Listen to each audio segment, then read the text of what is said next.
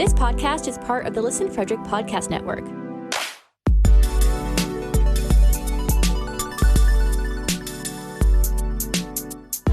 To learn more, visit listenfrederick.com.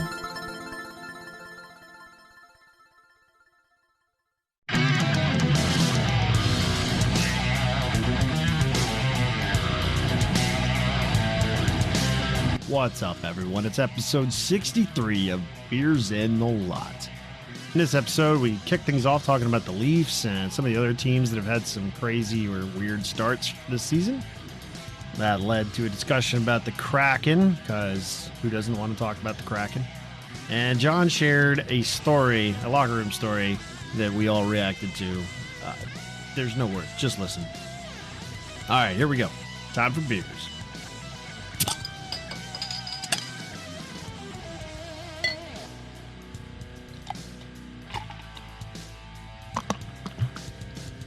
Air, what are you drinking tonight? I have a very red raspberry kettle sour from Brow Brothers in Marshall, Minnesota. Okay. All right. Kettle soured ale with natural raspberry flavoring. You like sours? Yeah, I like sours. Okay. Huh. See how I like this one. Cool.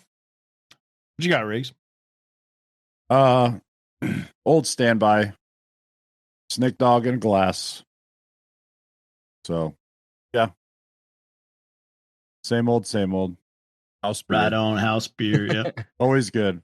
I got bottles this time, though, because the bottles are actually bottled in the Flying Dog Brewery in Frederick, Maryland, as opposed to the cans, which could come from who knows a couple where. different places. Yeah. So, a little bit better quality. Nice. What about you, Danny? So tonight I have a Three Floyds Barbarian Haze IPA. As usual, on point, delicious. Yeah. The triple So Floyds. what seltzer do you have tonight, John? Nah, I'm drinking tap water. I'm drinking great Maryland tap water out of my water bottle that I fill up 150 times a day, which is one reason I have a child bladder. But So this is the last week of you doing the Sober October, right? it ends on Sunday, Sunday. actually. So yeah. So we're in. So next week I will have my first beer. You better shotgun a beer on Monday. Yeah, I can do that. I'm sure I can manage that. That's not tough for me. That's an on-command thing. Yeah.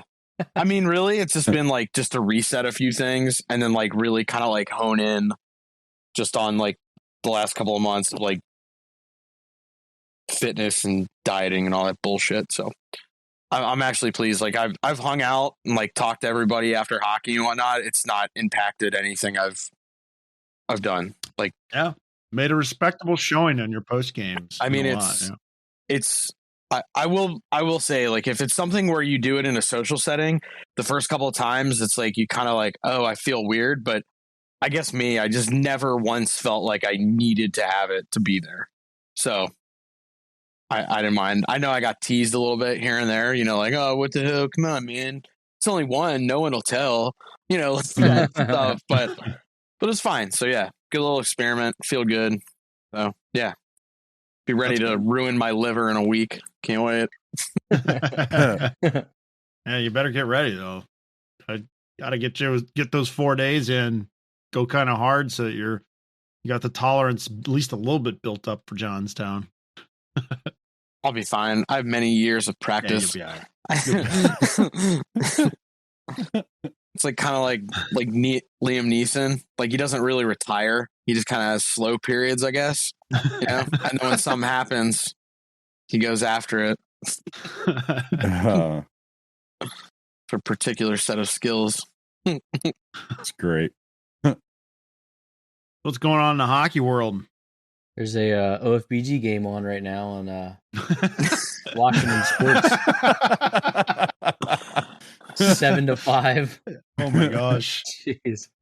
Definitely an adult league score. Yeah. No goalies. Toronto Maple Leafs look like they're coached by an OFBG contendant the last couple of weeks. Oh, It's bad. It's bad. Very uninspired. They finished that game? They still I think playing? they're close. What's the score? As it stands now, final 4-1 Carolina. Ugh. Oof. Ugh. Yeah. Ugh. What are they in their first few games? They played what, 7, 6? Yeah, 6 games? they're not doing too hot. So they're 2-3-1, 5.6 in the Atlantic. So it's I wouldn't say like you got to freak out, but I think that's a team you really got to worry about, especially because the talent they have and the lack of effort and scoring. You got to worry about them when they lose 7-1 to the Penguins, like AHL squad. Like that's a problem game. I'm going to take some offense to that. Drew O'Connor is the leading rookie point scorer right now, sir. Show some damn respect. Like, really? You're going to do him dirty like that? Come on. Gosh. Ugh. Well, I mean, you expect a team with that kind of star power to just steamroll a team that doesn't have any stars in the lineup. But I don't know, 7-1. That's a problem. None of them are scoring. None of their big guns are going, and Matthews got on the board tonight, but that's it. Their captain is non-existent. Marner's not really doing much. I mean, Willie looks good. Nylander looks good. Yep. But this kind of follows what happened in the playoffs too. If you go all the way back to that Montreal series, everybody sucked except for Nylander. So what did you said something in our group chat the other day when you were watching one of the games, you specifically called out the body language on that team. It reminds me of, and I'm pretty sure I've told this story before. When I saw Toronto play, the last time I saw them play in person was the game or the third game right before Babcock got fired. And the body language of the players, which are basically the same players, looks the same. Like the last time I saw them was actually in Pittsburgh, which we're going to be in Pittsburgh next Thursday. But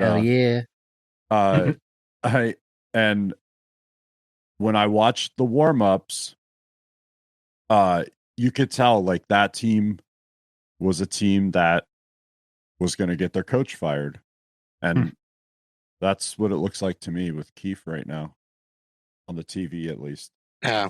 The only thing that sucks is like, I would almost, and granted, like I saw some stuff from James Myrtle and a few of the guys from The Athletic, like they were saying more, this is like a Dubas problem because the roster construction is Dubas. And now that you have Simmons, Bunting, Richie, guys he kind of brought in to kind of help on the bottom 6 end, those guys look decent, but they're not going to carry you through a regular season.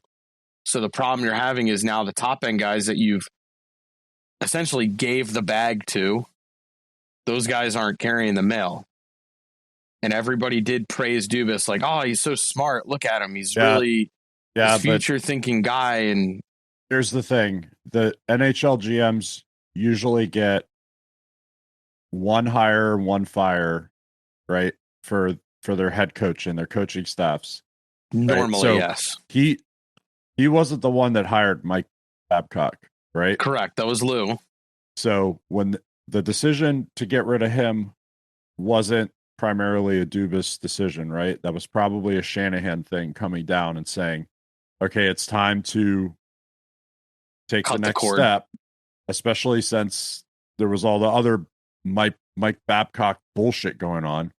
And so Keefe and Dubas came up together from a career standpoint in the coaching ranks and the executive ranks. So Keefe was with the Marlies, and he comes up just like Dubas came up. So that's his hire. So now he gets the opportunity to fire him, right? To right the ship, to right the organization's path. Then that next hire is huge for him. If that doesn't work, then it's Dubas's ass. Or that's how I think that works. Or do you think he trades a player of the core first? How is he going to move those contracts? I can think of a few teams, but the only problem with that is, so like Ottawa, I think has like still 14 mil in cap space after they signed Tkachuk. Now, I don't think you want to send him to your provincial rival or in the division. You don't want to, but I don't know. At some point, he has to start really kind of going, what can I do to shake this shit up? He has to. Yeah. And the most attractive one is Willie because of the dollar amount. He makes the less. But he's playing the best right now. So how do you justify trading that guy off your roster? Well, like Riggs said, you go with coach first, right? The easiest move, yes. The easiest move is by Thanksgiving, fire him. Yeah, early on in the season, it's the coach. I mean, when it gets down to the trade deadline, if you're still not performing, that's when you have to start thinking about shaking up the roster, I think. It makes the most sense anyway. That's when you're going to get something back for him. Like right now, teams are not looking to shake up their rosters. So if you try to move somebody with that kind of a contract, then you're probably not going to get what he's worth. So closer to the deadline, you might. But here's the other piece. So you said it. He brought in some bottom six guys for a reason, to fill certain roles, and they're not performing. And when Keefe was in a media availability this week or over the weekend, I think they asked specifically about some of those players. I believe they asked about Nick Ritchie, and he went off on them. It was like, that's an inappropriate question. He knows that he was given, there was a strategy that they went into the offseason with after the last disappointment. He was given the tools to affect change, and it's not working. And it's his head right now. He knows it. Yeah. That's that pressure coming out, I think, at least. It's also the center of the hockey world. It's difficult when you're an executive, a player, or coach in Toronto and Montreal too. I agree. Bergevin had to come out this week and essentially just say, look, it's tough right now. We're all trying to work through it. And I think he kind of did that too. Like, I think they're obviously both organizations are at different points. They're not in the same section. Like, there's a lot of flux in Montreal with Carey Price dealing with his personal issue. Shea Weber is going to be on LTIR until the end of his contract. It's essentially all but a foregone conclusion. He cannot go with the foot and the ankle anymore, which is amazing because he played in the Stanley Cup final, and I don't think he did that bad.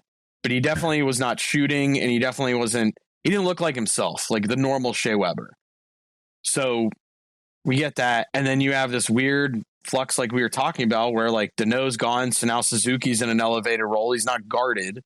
So there's a lot of stuff happening there, but the team doesn't look like they're not trying. They're really like putting in the effort every night. Jake Allen, I don't think has played that bad, but yeah. And then you have Toronto, obviously cup contender. They are cup contender. That is not like anyone giving them lip service. Favorite. Yeah. I mean, if they're not in your top 2 pick for team that should win the cup, then you're not looking at the real pit. You're not looking at the big picture if you're not picking them to win the cup in terms of just on paper anyway. Yeah. Eye test, obviously not right now, but on paper. Yeah. So, and you are right though about Toronto being one of these markets where you can't even fail a little bit without it getting just thrown in your face as like a monumental collapse or something. So, yeah, that pressure is, I mean, it nearly killed Phil Kessel's career. Like it's a thing in Toronto. So that's an aspect for sure. The 2 teams I'm like most kind of like, what the hell is going on, is definitely Toronto, Chicago, just because they thought it was going to be, a retool that it is definitely a rebuild. After watching some of like the goals that Fleury has let up, it's not Fleury. He's making that first save. The defense is so bad there. They can't pick up guys. They can't help with rebounds. Like every goal, they got lit up by Chicago, or Detroit yesterday. Raymond got a hat trick. All but one goal went right through him. So 5 other times he made the first save and somebody's potting it in after because of either poor stick placement, poor body placement, or they just had no freaking clue what was going on. And the coach, Jeremy Culleton, we were talking about in our group text. Apparently he called a timeout during the Detroit game and just handed the players the dry erase board, which I actually kind of like screw you, you figure it out. Like, you guys don't want to listen to me. Well, you gotta hope that there was something on the board and the players were just adapting it. But yeah, probably like that's a weird thing. That's really strange. Maybe one of the players erased what he put on there and then put his all own. right, get this shit off of here. Let's start fresh. But that's almost something where it's almost like he's like, I'm just waiting for my pink slip. Yeah. You know, like, or he's trying to send a message to the players like, hey, you're not even trying to do the things that we want to do. Make it up on your own. Because apparently what I'm telling you on a daily basis, you don't want to do or you can't do. So here you go. Figure it out, guys. Yeah, true. Figure it out. Figure out how you're going to do it, you know? He's saying, have fun losing. Yeah, have fun losing. Exactly. You know, John, so adding to those two teams, John, I think you got to add Tampa to that. Did you see they got beat by Buffalo tonight, 5-1? Buffalo is really weird. Like, I'm waiting for the wheels to fall off, but Tampa, I would definitely say a Stanley Cup hangover, like, is really getting to them right now. Well, two times Stanley Cup hangover. Two time. If you really are making a list of teams that you're like, what the fuck's going on? Buffalo's on that list. What the fuck is going on? Exactly. Talk about bizarro world. Like, oh my gosh. Hey, everybody has already counted them out. For the last few years, they're, bottom of the barrel basement team. They have no expectations. Nothing to lose. They have like Toronto has everything to live up to.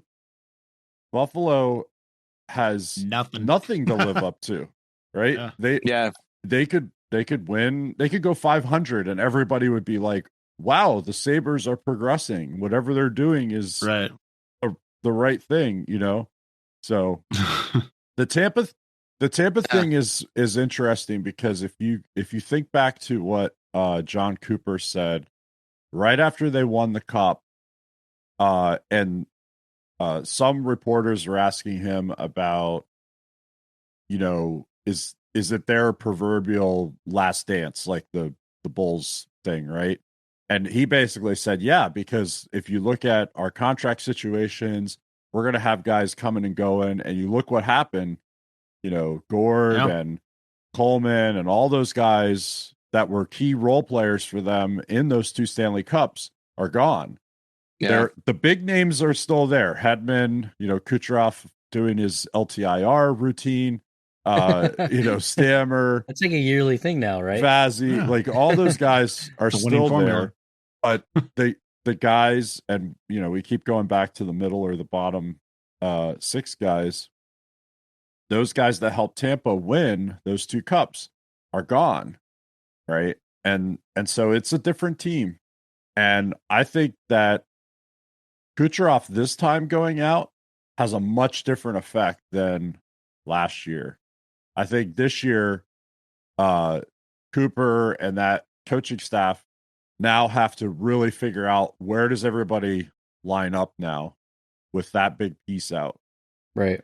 Whereas he had a luxury the previous 2 years. If Kucherov was out and he missed time in both years, he had Yanni Gord. He had a stable Blake Coleman. He had those type of guys who could right? plug and play a little easier. Yeah. And I also think too, maybe the travel this year kind of impacts it a little bit. Like, it's more, I don't want to say like this is normal because we're still kind of like post-COVID world, like last year, the travel was very easy and very simple, you know, like, so you can kind of dial certain things in terms of like your practice schedule and whatnot. Now that it's like a normal NHL season where like you're going ish, not sorta, fully. yeah. Like you're going a few days in between practices or sometimes a week or so because of travel plans and whatnot. It's like, I think it throws more things into flux, especially for a team like Tampa where they're still figuring a lot of stuff out. You know, they did have a training camp, but it's training camp. You know, it's different when you got to deal with the Pens, you know, and Jeff Carter on opening night, you know, coming down for you, you know. Now that you're talking about the Pens, it's kind of like the Buffalo situation right now. They're missing a lot of their top guys, and it's kind of like, well, we're gonna show you, we're gonna grind the hell out of you, You we're gonna forecheck you, Well, and think about those kids, right? They're getting opportunities, right? Yeah. And so there's no expectations for them. Like they go into that Tampa game, or they go into that Toronto game, right? And that too. They have no expectations. All they have to do is, play their game and try hard and execute, all those things. And guess what happens? Sorry, the goal horn's going off. Toronto got scored on again. We don't know who or where, but no, it's that one's on Washington right now. So okay. Also, Pittsburgh's success. I don't know if you guys have watched the latest episode of In the Room, but Sullivan's warm-up. Yes, Sullivan's speech before the game in Tampa. It riled me up. I was ready to play. Oh, I have to catch that. I did, Daniel. I'll watch those. I'll watch like the clips when they end up on the YouTube and stuff. Like, now they're good. I wish they did that with every team. Yeah, I think honestly, they do it with most teams now, don't they? Yeah, I'd watch for any team. The Bruins had one. I don't know if they still do it. Yeah, that was great. They would like do like a marathon on NHL Network all the time, and I would just watch it. Like it's great. Minnesota does Becoming Wild, which actually I kind of like Minnesota because it's like a little bit of rink stuff, but it's more away from the rink stuff, which I actually kind of like a little more. There's a few other teams that have done stuff in the past, and they're like, Minnesota's really well produced. Same with the Boston thing too. It's done really well. I like the way they produce it and do it. I really hope that they're doing something that will come out later with the Kraken, because that would be really cool to see, like how they start out a season on a brand new team. That'd be awesome. I thought it was super classy that they retired the number 32, like totally out of left field. I kind of like it. Yeah, a little cheesy. I kind of like it. Like when I watched, I'm down for it. When I watched it live, I was like, "Yeah, this." Did you cringe a little bit? This is kind of cool, right? And then the next day, you're cringing a bit. I was like, "Did they really retire a number already?"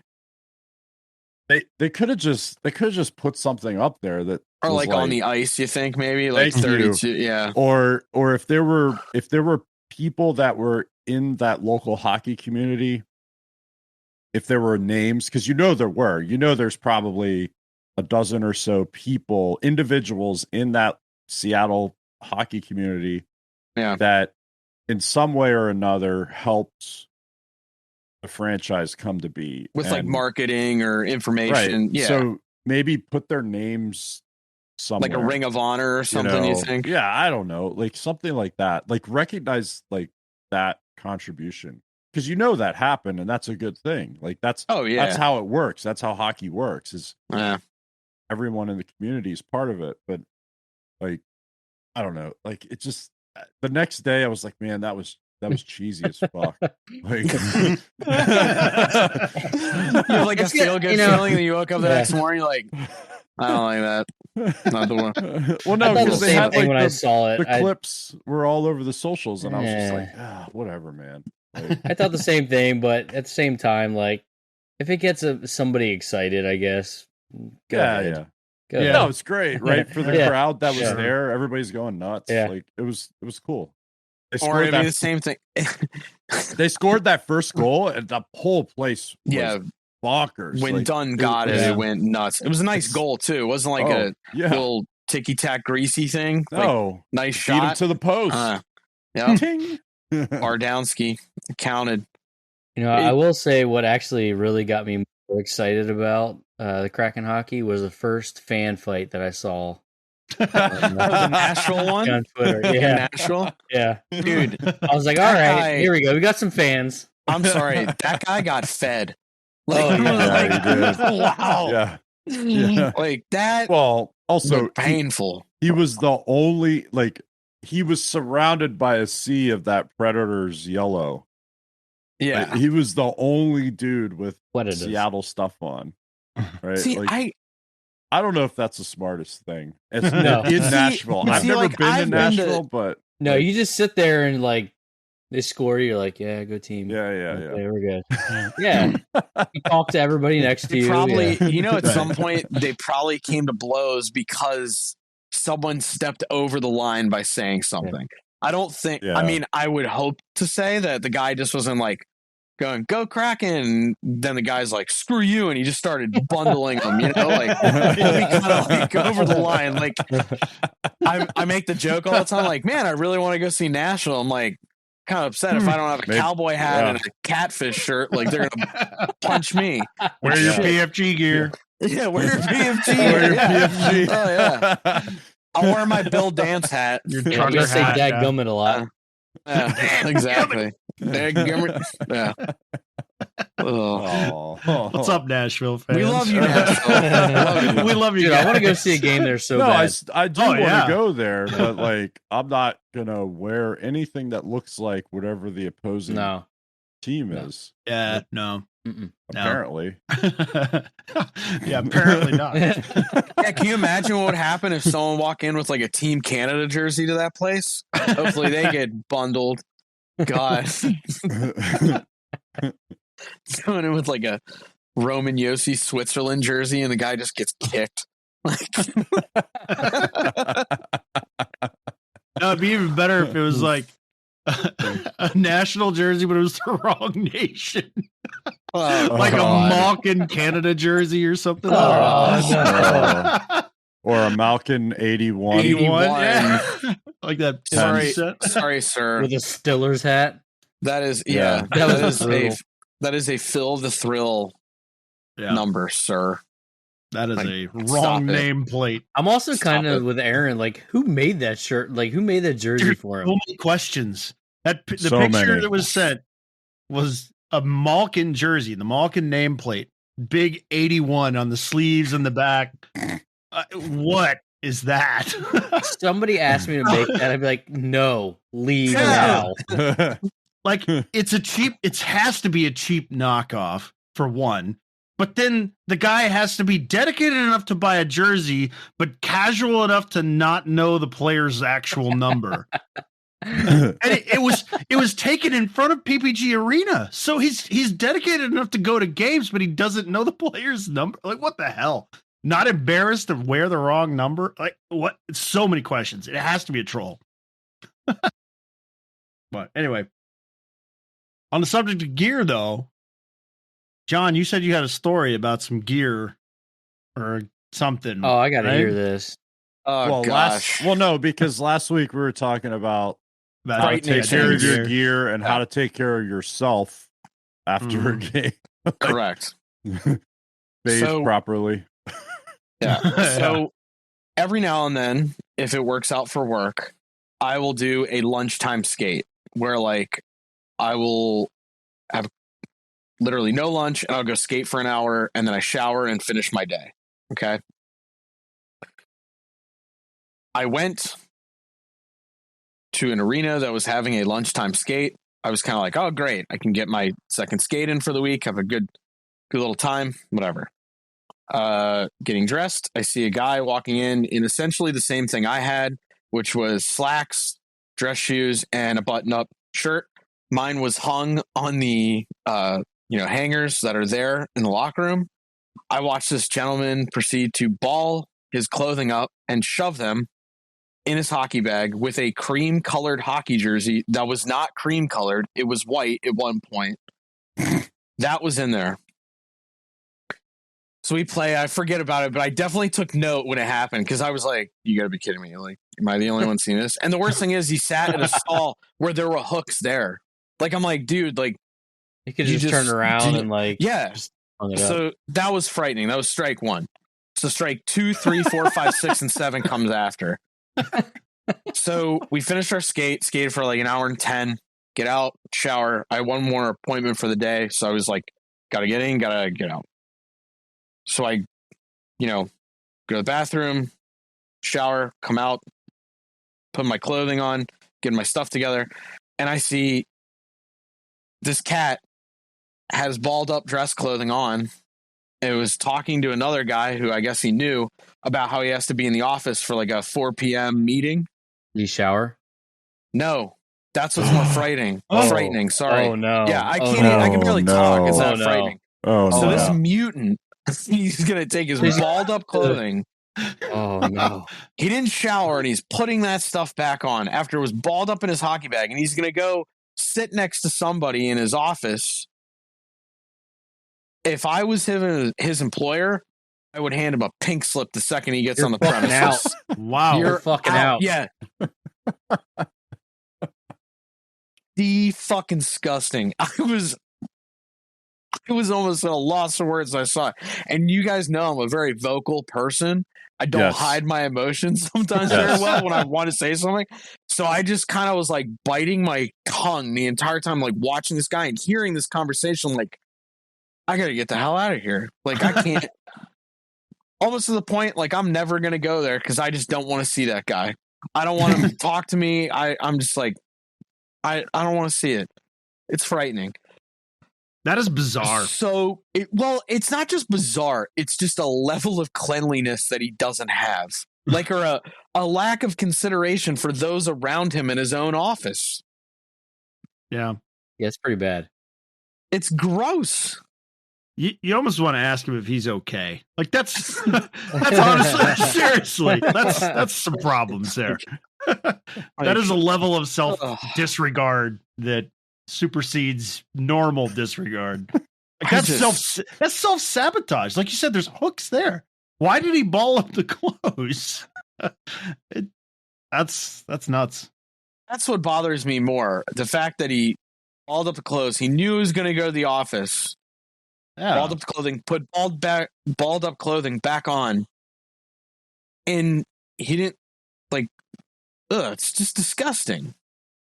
Like, even if you were a 4-year-old, I don't think that's acceptable behavior. The clothes thing is one thing. Like that, I mean, right away, it's egregious. But if you have to go anywhere after you play, like you have to be playing. Yeah. Rinse Use off, your jersey dude. as a towel. Yeah. Go get in the shower and rinse off at the very least. Just I used my jersey as a towel last night because I forgot mine. Yeah. I still showered though, and it was cold as fuck in our shower. Yeah. Yeah. Like, oh my God. We live in a civilized society. We live in a society. This is what separates us from the animals. Exactly. I mean, he was just slaying sales like fucking stinking. I highly doubt he was slaying anything but hygiene. Like, there's no way. Man. I cringe just hearing it, and I almost want to go like, where do you work, bud? Like, where? Like, I just... Are you going to send an anonymous tip? Maybe. It was a dress shirt. Yeah, it was a button up and slacks. Real pants. Yeah. Yeah, like I wear on a Monday through Friday, and then you don't see that again until Monday morning for me. Yeah. Yes, correct. Up, it was a button up and slacks. Same thing I would wear. So clearly I was actually wearing pretty much. Yeah. Clearly some sort of office type environment that he was going back to. Yes. Like okay, like let's say you work in a trade or a profession where you're gonna be dirty and sweaty anyway, like whatever it is. Correct. Exactly. Like some sort of working with your hands and using whatever. Like, yeah, I get that. Like, you go back to that job, you're gonna shower when you get home from work anyway because you need to. So exactly, you go play hockey. you go back to work, you finish whatever you got to do for the day, and you go home and, whatever. It's probably nothing out of the ordinary for someone like that. But if you're going back to an office, you're going to be around people. If you're going out to eat, if you're going to the bar after you play, if you're doing any of these type of activities, yeah, like, you're savage. Yeah, there's no place for you. Yeah. Like, if you're going back to your house to get into your bed, you better be showered before you're getting in the bed. Yeah, like there's almost nothing you can do after hockey that you should not shower before doing, apart from like yard work or something. Like you gotta shower after hockey. Like you just have to. Yeah, it's gross. Yeah, it's disgusting. I would still shower before yard work. The only thing the only thing more frightening than him saying he had to go back to the office, if he's like, "Oh, I got to run down the road to catch a flight." Like I would have. Oh no! My God! Oh no! Oh. TSA has call the airline. Has to stop call the airline. Oh my gosh! Walking biohazard. Ugh. Yeah, imagine sitting next to that creature, like a flight, like he was probably going to the Seattle Kraken game for all we know. Like gosh. Down in Nashville. Yeah, I know. That's what it was. Start a fight. That's what it was. Start a fight. He was wearing his Kraken gear in Nashville, and the guys next to him were like, "Dude, you stink." And that's how it started. That's how it started. He pummeled his ass. Oh. All right, that'll do it this week. I hope everybody has a good rest of your week and weekend. Be sure if you're going to any games that you're wearing the right jersey with the right number. And bring along a Beers and Lot koozie with you. Jump on Patreon and take a look at things. You can get yourself a koozie. And in the meantime, you'll also get loads of appreciation from us. Thank you so much to all our supporters. Especially a couple of you down in North Carolina. You know who you are. You're awesome. And hey, I could be talking about you right now, and you could be knowing who you are. All you got to do is reach out to us on Discord or on social media or something like that. Let us know how we're doing. Tell us what you think of the show, something you'd like to hear about. We want to hear from you. But until we do, you'll hear from us every week. So next week it is then. Catch you then. Later.